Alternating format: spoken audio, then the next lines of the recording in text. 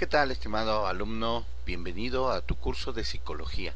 Estamos iniciando este curso con muchas ganas de aprender y vamos a tener muchas actividades muy interesantes. Aquí te tengo la presentación de esta primera videoclase. Toma nota, por favor. Bien, vamos a iniciar con nuestra presentación videoclase de bienvenida, psicología y epistemología. Aquí tengo para ustedes la presentación con diapositiva. En la agenda quiero alcanzar a abarcar actividades, recursos y calificación, que lo veré ya casi al final, definiciones de epistemología y psicología y evaluación epistemológica y autores, asuntos generales. Y bueno, el nombre de un servidor, aquí abajo, profesor José Mauro Rentería Huerta, pues si no me conocían de nombre, pues ahí está el nombre. Bien, vamos entonces a iniciar y comenzaremos con el difícil y espinoso asunto de ponerle definición a la asignatura. Y digo difícil porque en realidad no hay una definición acorde, que todo mundo esté de acuerdo.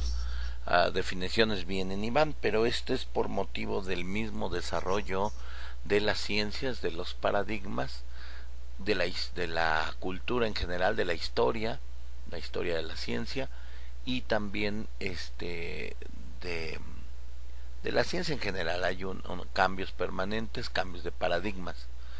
Aquí solamente como ilustración puse estas dos definiciones. Ahí está el link para que lo puedan consultar. Leemos entonces que la psicología es la ciencia que se ocupa tanto teórica como prácticamente del estudio de aspectos biológicos, sociales y culturales del comportamiento humano, tanto a nivel social como individual, así como también del funcionamiento y desarrollo de la mente humana. Bueno, leyendo la definición, que trata de ser completa, sí tiene algunos asegúnes, porque si bien es cierto la psicología es integral, los aspectos biológicos normalmente los abordan las ciencias médicas, y los aspectos sociales, la sociología, y los aspectos culturales, la antropología, entre otros. Entonces la definición carece de algunos elementos y le sobran otros. Creo que en este caso le sobran. Sin embargo, pues nos puede ayudar ahorita en el inicio del curso. La otra definición es: la psicología es la ciencia que estudia la conducta humana y los procesos mentales superiores como la percepción, la atención, la motivación, la emoción, el pensamiento y en general el funcionamiento de nuestra mente o psique. Bien, es una definición bastante completa, bastante actual, acorde a las tendencias actuales. Sin embargo, no menciona mucho acerca de la personalidad, que también es muy importante. En fin, vamos a usar definiciones que nos puedan auxiliar en este inicio de curso. Dice aquí que revises en recursos la reflexión sobre la definición de psicología. Hay un artículo que agregué por ahí, que debes de leerlo, acerca de el problema de la definición en psicología. Bien, el caso de la definición de epistemología, es menos problemático. Hay un acuerdo en general. Primero pues está el acuerdo, que es una rama de la filosofía y que estudia concretamente la teoría del conocimiento, utilizando tanto al objeto y el sujeto que accederán a ese conocimiento como a los límites del saber mismo. Aquí te agrego los links donde lo puedes consultar, estas definiciones, y también la otra definición que dice que la epistemología se constituye como una rama dentro de la filosofía. En este sentido, aborda de qué manera se logra la obtención del conocimiento, así también como las circunstancias en las cuales se obtiene, sean estas sociológicas, históricas, entre otras. Entonces parece ser que esta última definición es un poquito más completa. Así que ahorita en el inicio de nuestro curso de psicología, más que ver autores de psicología, estamos revisando autores epistemólogos. La epistemología nace como la disciplina científica, disciplina filosófica que pretende dar cuenta de qué es ciencia y qué no es ciencia. ¿Sí? Es como una especie de árbitro que nos da las reglas para entender los límites del conocimiento y de marcar muy bien lo que es ciencia y lo que no es ciencia. Por eso vamos a presentar aquí a 3 epistemólogos. El primero de ellos, Gastón Bachelard. Este pensador, este filósofo nos presenta la noción del obstáculo epistemológico. Se refiere a las limitaciones o impedimentos que afectan nuestra capacidad para construir el conocimiento real o empírico. Sí, son limitaciones o impedimentos que no nos permiten distinguir entre lo que es ciencia y lo que no es ciencia. ¿Qué otra cosa puede ser diferente a la ciencia? Bueno, la ideología, que es el esoterismo, el pensamiento mágico, que son cosas muy diferentes a la ciencia. Ejemplos de esto, el sentido común. El sentido común es aquello que nos hace sentir normales, hacemos las cosas normales. Es decir, si hacemos algo que está fuera de repente como que nos detenemos, no lo vamos a hacer, no lo vamos a decir. Y a lo mejor perdemos ahí una oportunidad. Por eso el espíritu científico, que lo habla Gastón Bachelard, el espíritu científico usa el sentido común como herramienta, pero no como garantía de verdad, pues el sentido común muchas veces está equivocado. El sentido común es pensar que los varones tenemos siempre que vestir de pantalón y las mujeres de falda. Bueno, eso dice el sentido común. Nos sorprendería saber que hay países donde no es exactamente así, incluso llega a ser hasta al revés. Es decir, el sentido en común puede ser un obstáculo para acercarnos a la verdad, al conocimiento científico.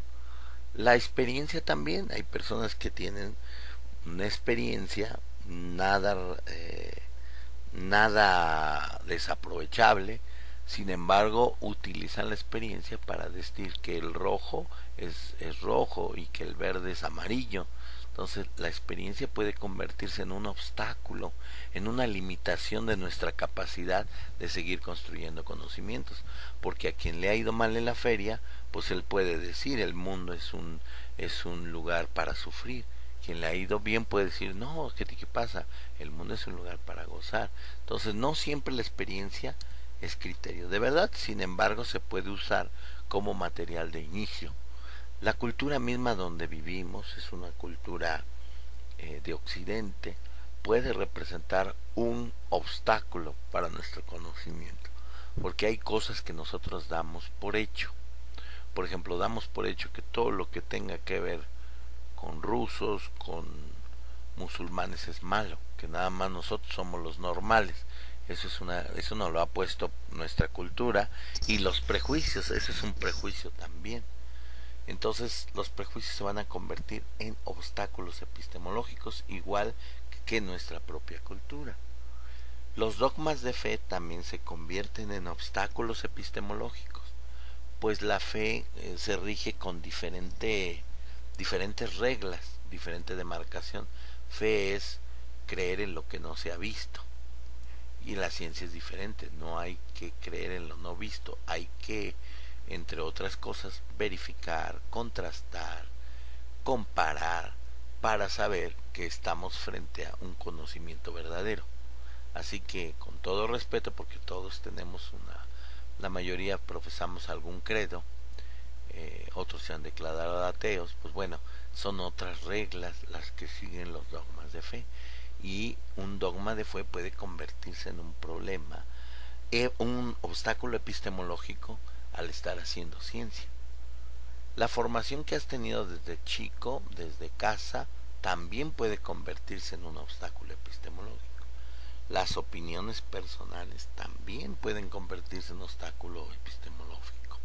No hay duda que la opinión de un experto, de un conocedor, es de mucha ayuda, pero a veces la opinión a las personas es para que las personas mismas se justifiquen con su opinión y pelean esa opinión, aunque saben que no es tan correcta, la pelean porque esa opinión nace de su subjetividad.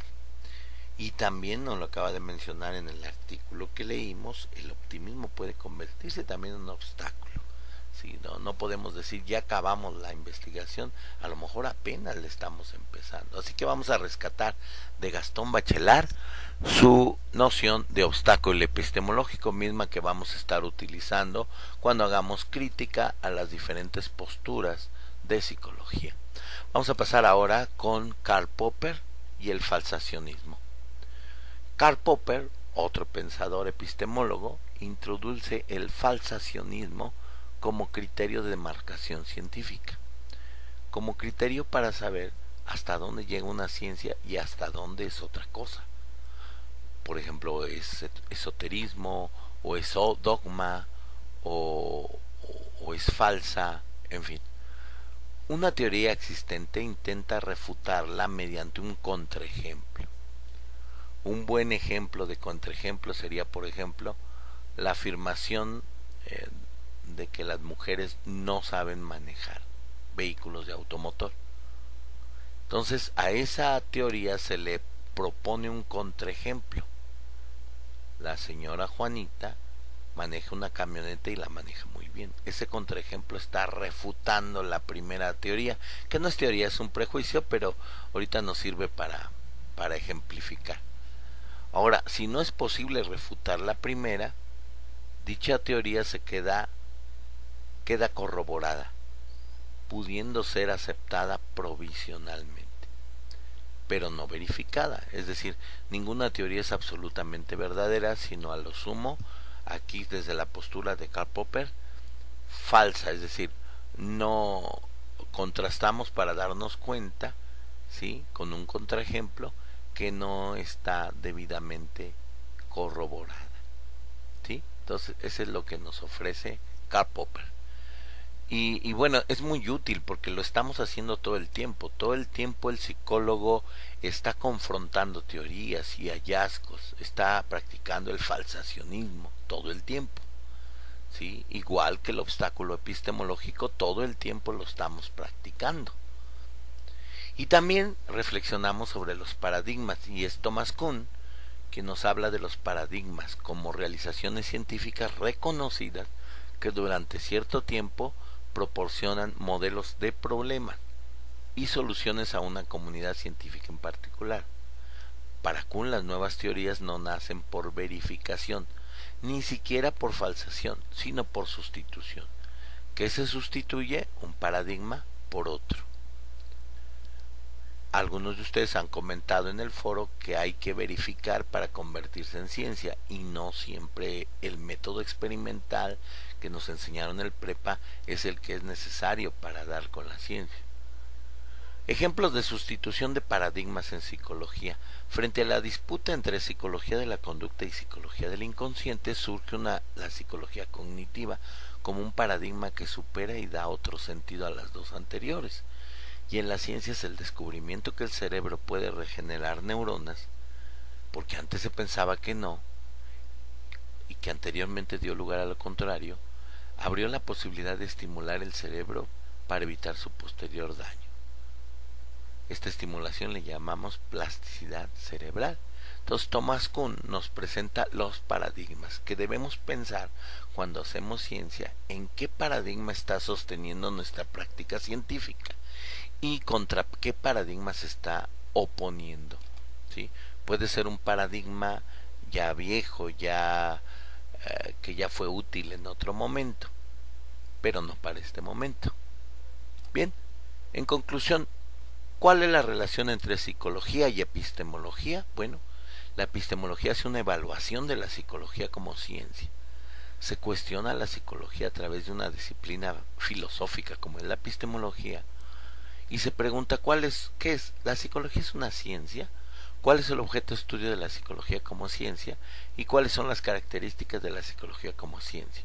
¿Cuál es el objetivo de la psicología como ciencia? Esta evaluación epistemológica se hizo a los tres paradigmas más significativos dentro de la psicología: psicoanálisis, conductismo y cognitivismo. Como diría Kuhn, los paradigmas dentro de la psicología han ido sufriendo muchas revoluciones desde sus orígenes. desde Jung en el estructuralismo, y luego viene la primera ruptura con el funcionamiento de James, viene otra más con la Gestalt alemana, después viene una ruptura de todos ellos porque vino el psicoanálisis, y después el conductismo comienza la ruptura también de los paradigmas que se iban llevando y que cada escuela va representando.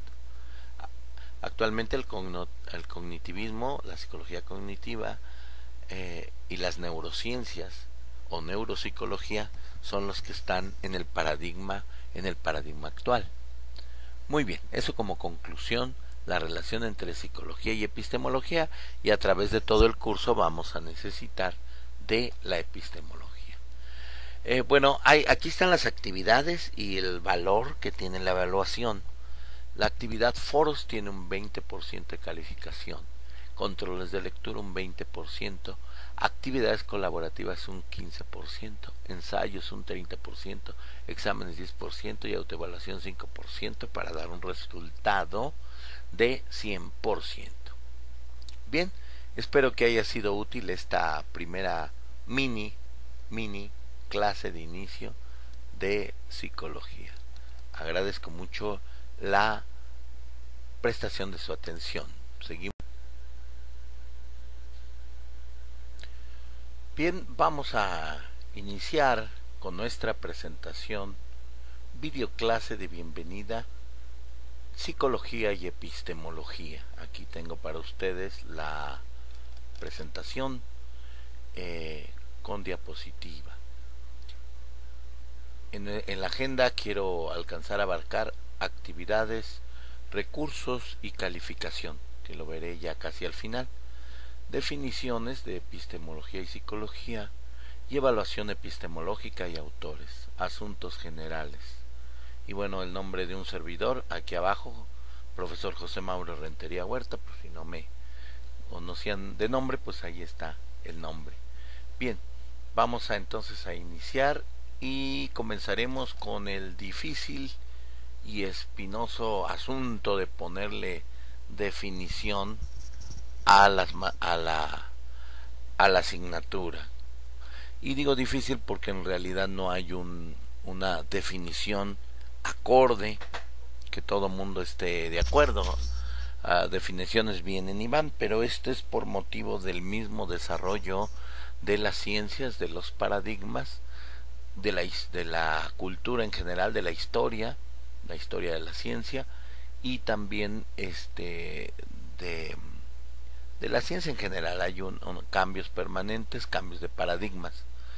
Aquí solamente como ilustración puse estas dos definiciones, ahí está el link para que lo puedan consultar. Leemos entonces que la psicología es la ciencia que se ocupa tanto teórica como prácticamente del estudio de aspectos biológicos, sociales y culturales del comportamiento humano, tanto a nivel social como individual, así como también del funcionamiento y desarrollo de la mente humana. Bueno, leyendo la definición, que trata de ser completa, sí tiene algunos asegúnes, porque si bien es cierto la psicología es integral, los aspectos biológicos normalmente los abordan las ciencias médicas, y los aspectos sociales, la sociología, y los aspectos culturales, la antropología, entre otros. Entonces la definición carece de algunos elementos y le sobran otros. Creo que en este caso le sobran.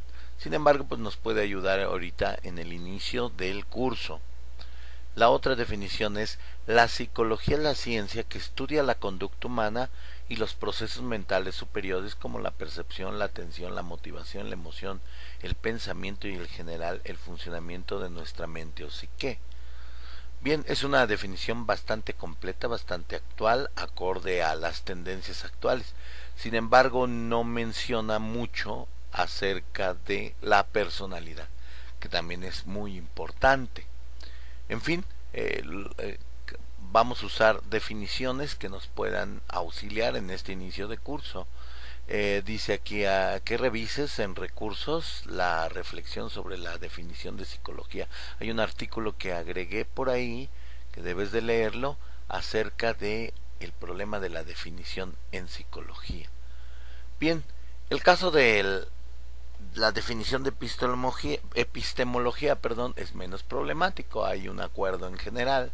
Primero pues está el acuerdo, que es una rama de la filosofía y que estudia concretamente la teoría del conocimiento, utilizando tanto al objeto y el sujeto que accederán a ese conocimiento como a los límites del saber mismo. Aquí te agrego los links donde lo puedes consultar, estas definiciones, y también la otra definición que dice que la epistemología se constituye como una rama dentro de la filosofía. En este sentido, aborda de qué manera se logra la obtención del conocimiento, así también como las circunstancias en las cuales se obtiene, sean estas sociológicas, históricas, entre otras. Entonces parece ser que esta última definición es un poquito más completa. Así que ahorita en el inicio de nuestro curso de psicología, más que ver autores de psicología, estamos revisando autores epistemólogos. La epistemología nace como la disciplina científica, disciplina filosófica, que pretende dar cuenta de qué es ciencia y qué no es ciencia. ¿Sí? Es como una especie de árbitro que nos da las reglas para entender los límites del conocimiento y de marcar muy bien lo que es ciencia y lo que no es ciencia. Por eso vamos a presentar aquí a 3 epistemólogos. El primero de ellos, Gaston Bachelard. Este pensador, este filósofo nos presenta la noción del obstáculo epistemológico. Se refiere a las limitaciones o impedimentos que afectan nuestra capacidad para construir el conocimiento real o empírico. Sí, son limitaciones o impedimentos que no nos permiten distinguir entre lo que es ciencia y lo que no es ciencia. ¿Qué otra cosa puede ser diferente a la ciencia? Bueno, la ideología, que es el esoterismo, el pensamiento mágico, que son cosas muy diferentes a la ciencia. Ejemplos de esto, el sentido común. El sentido común es aquello que nos hace sentir normales, hacemos las cosas normales. Es decir, si hacemos algo que está fuera de repente como que nos detenemos, no lo vamos a hacer, no lo vamos a decir. Y a lo mejor perdemos ahí una oportunidad. Por eso el espíritu científico, que lo habla Gaston Bachelard, el espíritu científico usa el sentido común como herramienta, pero no como garantía de verdad, pues el sentido común muchas veces está equivocado. El sentido común es pensar que los varones tenemos siempre que vestir de pantalón y las mujeres de falda. Bueno, eso dice el sentido común. Nos sorprendería saber que hay países donde no es exactamente así, incluso llega a ser hasta al revés. Es decir, el sentido en común puede ser un obstáculo para acercarnos a la verdad, al conocimiento científico. La experiencia también, hay personas que tienen una experiencia nada desaprovechable, sin embargo utilizan la experiencia para decir que el rojo es rojo y que el verde es amarillo. Entonces la experiencia puede convertirse en un obstáculo, en una limitación de nuestra capacidad de seguir construyendo conocimientos, porque a quien le ha ido mal en la feria, pues él puede decir el mundo es un lugar para sufrir. Quien le ha ido bien puede decir, no, ¿qué pasa? El mundo es un lugar para gozar. Entonces no siempre la experiencia es criterio de verdad, sin embargo se puede usar como material de inicio. La cultura misma donde vivimos es una cultura de Occidente, puede representar un obstáculo para nuestro conocimiento, porque hay cosas que nosotros damos por hecho. Por ejemplo, damos por hecho que todo lo que tenga que ver con rusos, con musulmanes es malo, que nada más nosotros somos los normales. Eso nos lo ha puesto nuestra cultura, y los prejuicios, ese es un prejuicio también. Entonces los prejuicios se van a convertir en obstáculos epistemológicos, igual que nuestra propia cultura. Los dogmas de fe también se convierten en obstáculos epistemológicos, pues la fe se rige con diferentes reglas, diferente demarcación. Fe es creer en lo que no se ha visto, Y la ciencia es diferente, no hay que creer en lo no visto, hay que, entre otras cosas, verificar, contrastar, comparar, para saber que estamos frente a un conocimiento verdadero. Así que, con todo respeto, porque todos tenemos la mayoría profesamos algún credo, otros se han declarado ateos, pues bueno, son otras reglas las que siguen los dogmas de fe. Y un dogma de fe puede convertirse en un problema, un obstáculo epistemológico al estar haciendo ciencia. La formación que has tenido desde chico, desde casa, también puede convertirse en un obstáculo epistemológico. Las opiniones personales también pueden convertirse en un obstáculo epistemológico. No hay duda que la opinión de un experto, de un conocedor, es de mucha ayuda, pero a veces la opinión a las personas es para que las personas mismas se justifiquen con su opinión y pelean esa opinión, aunque saben que no es tan correcta, la pelean porque esa opinión nace de su subjetividad. Y también nos lo acaba de mencionar en el artículo que leímos, el optimismo puede convertirse también en un obstáculo. ¿Sí? No podemos decir ya acabamos la investigación, a lo mejor apenas le estamos empezando. Así que vamos a rescatar de Gastón Bachelard su noción de obstáculo epistemológico, misma que vamos a estar utilizando cuando hagamos crítica a las diferentes posturas de psicología. Vamos a pasar ahora con Karl Popper y el falsacionismo. Karl Popper, otro pensador epistemólogo, introduce el falsacionismo como criterio de demarcación científica, como criterio para saber hasta dónde llega una ciencia y hasta dónde es otra cosa. Por ejemplo, es esoterismo, o es dogma, o es falsa, en fin. Una teoría existente intenta refutarla mediante un contraejemplo. Un buen ejemplo de contraejemplo sería, por ejemplo, la afirmación de que las mujeres no saben manejar vehículos de automotor.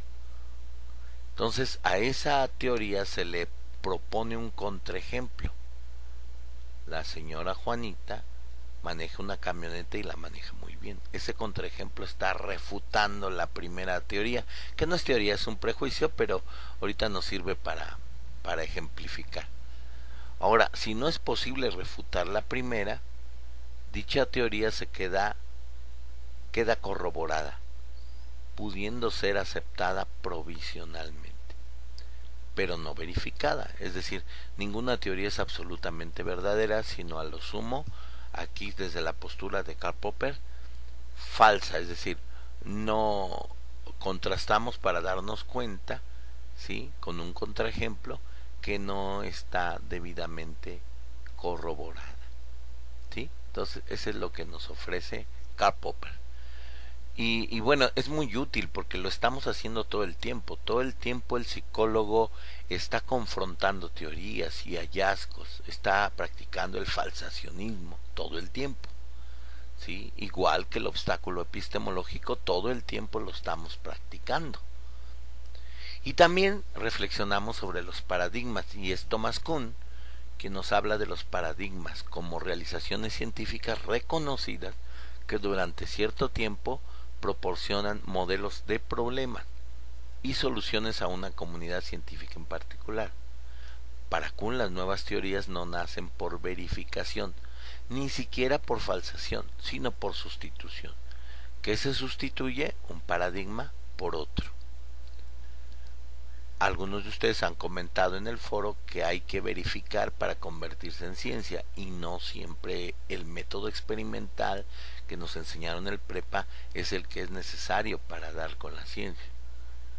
Ejemplos de sustitución de paradigmas en psicología. Frente a la disputa entre psicología de la conducta y psicología del inconsciente, surge la psicología cognitiva como un paradigma que supera y da otro sentido a las dos anteriores. Y en la ciencia es el descubrimiento que el cerebro puede regenerar neuronas, porque antes se pensaba que no, y que anteriormente dio lugar a lo contrario, abrió la posibilidad de estimular el cerebro para evitar su posterior daño. Esta estimulación le llamamos plasticidad cerebral. Entonces Thomas Kuhn nos presenta los paradigmas que debemos pensar cuando hacemos ciencia, en qué paradigma está sosteniendo nuestra práctica científica y contra qué paradigma se está oponiendo, ¿sí? Puede ser un paradigma ya viejo, que ya fue útil en otro momento, pero no para este momento. Bien, en conclusión, ¿cuál es la relación entre psicología y epistemología? Bueno, la epistemología hace una evaluación de la psicología como ciencia. Se cuestiona la psicología a través de una disciplina filosófica como es la epistemología y se pregunta ¿qué es? ¿La psicología es una ciencia? ¿Cuál es el objeto de estudio de la psicología como ciencia? ¿Y cuáles son las características de la psicología como ciencia? ¿Cuál es el objetivo de la psicología como ciencia? Esta evaluación epistemológica se hizo a los 3 paradigmas más significativos dentro de la psicología: psicoanálisis, conductismo y cognitivismo. Como diría Kuhn, los paradigmas dentro de la psicología han ido sufriendo muchas revoluciones desde sus orígenes. Desde Kuhn en el estructuralismo, y luego viene la primera ruptura con el funcionamiento de James, viene otra más con la Gestalt alemana, después viene una ruptura de todos ellos porque vino el psicoanálisis, y después el conductismo comienza la ruptura también de los paradigmas que se iban llevando y que cada escuela va representando. Actualmente el cognitivismo, la psicología cognitiva y las neurociencias o neuropsicología son los que están en el paradigma actual. Muy bien, eso como conclusión, la relación entre psicología y epistemología, y a través de todo el curso vamos a necesitar de la epistemología. Bueno, aquí están las actividades y el valor que tiene la evaluación. La actividad foros tiene un 20% de calificación, controles de lectura un 20%, actividades colaborativas un 15%, ensayos un 30%, exámenes 10% y autoevaluación 5% para dar un resultado de 100%. Bien, espero que haya sido útil esta primera mini clase de inicio de psicología. Agradezco mucho la prestación de su atención. Seguimos entonces con nuestra videoclase haciendo las últimas recomendaciones.